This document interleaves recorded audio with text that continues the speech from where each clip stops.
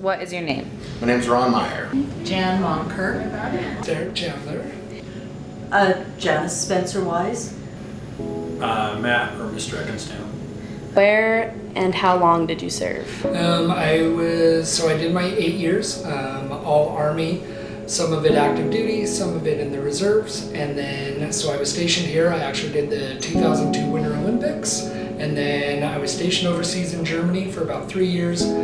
I was deployed to Kosovo for 9 months, and then I was in Iraq for 13 months as a part of OIF-2. It was a year after the war kicked off. I served in the United States Navy from 1984 to 1988 on board the USS Mars.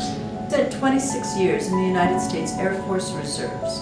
I was in the Air Force active duty for 13 years. Having a father that retired from the Army and gave the influence to my sons to join the military, and having a son that served in the Army and a son that served in the Marines. Being taken away from your family, finding out literally on Valentine's Day that I had been activated. I had 24 hours to get my affairs in order, and then I was being shipped out. I have never been so scared in my entire life. You go multiple years without having birthdays, Christmases, Thanksgivings. You're in the prime of your life. You're like, hey, I'm 21 years old, and yet, you aren't there with your friends or family or loved ones. To give you an idea, when I was in Okinawa, I lived there for a year and a half without my family. And I only called home twice the entire time I was there. And it cost me, I think, $40 or $50 a shot. Doorbell rang on April 19th at 9:30 at night, and 2 sergeants were standing there.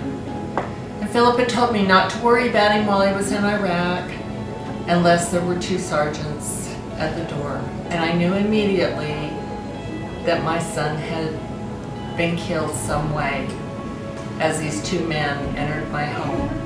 Like this feeling of longing or loss, or just I got to get through this so that I can get back. Can make it hard. When you go overseas especially, there are a lot of places where things just aren't available. And you don't get the same types of things that you would. And I remember floating around out there, you kind of start getting homesick because our tours were like 6 months long at sea. But there is nothing more lonely than finding yourself at a holiday, thousands of miles from your family, thousands of miles from everything that you've ever known. That's the biggest thing that they want, is packages. And Christmas is the hardest time for these soldiers. To be over there without their families, thinking about their families being together, opening presents, having dinner together, spending time together. And so packages after packages need to be sent to these military boys and young women. And I would get care packages from my grandma. She would send like candies and cookies and magazines and just stuff that we couldn't get, on the ship. Especially like homemade fudge and things like that was awesome. It just kind of connects you to home and makes you think about the people that you've got at home waiting for you when you get back.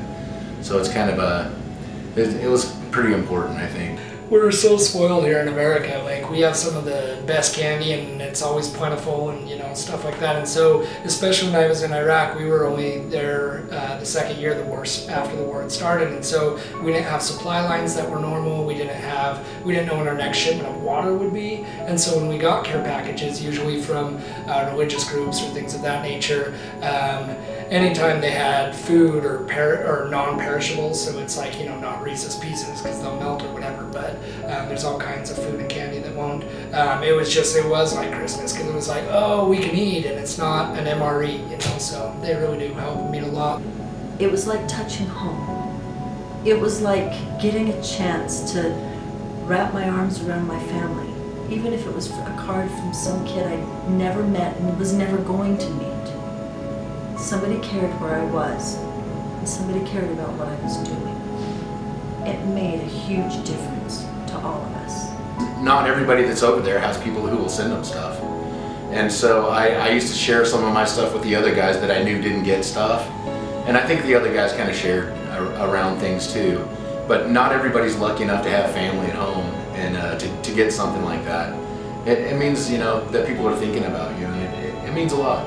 So these packages mean an awful lot, even though you may not know by name this person will know you and appreciate everything that you do. And that is, they look forward to the mail call. They want letters, they want packages, they want to know that the American people are behind them, and that's one way, one huge way of letting their military know. And so any kind of communication from home is important. The same thing's kind of true for these guys that are deployed. They're in places where they just can't call back or talk, and things aren't available. So communication from home is nice, and especially for young kids. You know, a lot of these guys are 19, 20 years old. It really makes a difference to get that communication. Looking at little kids with little drawings or colorings, and they're like, "You're my hero." I mean, it's like you almost want to cry half the time, because you're like, people really do care. We're not forgotten, so it's cool. Everyone who has ever thanked me for my service, thank you for your support.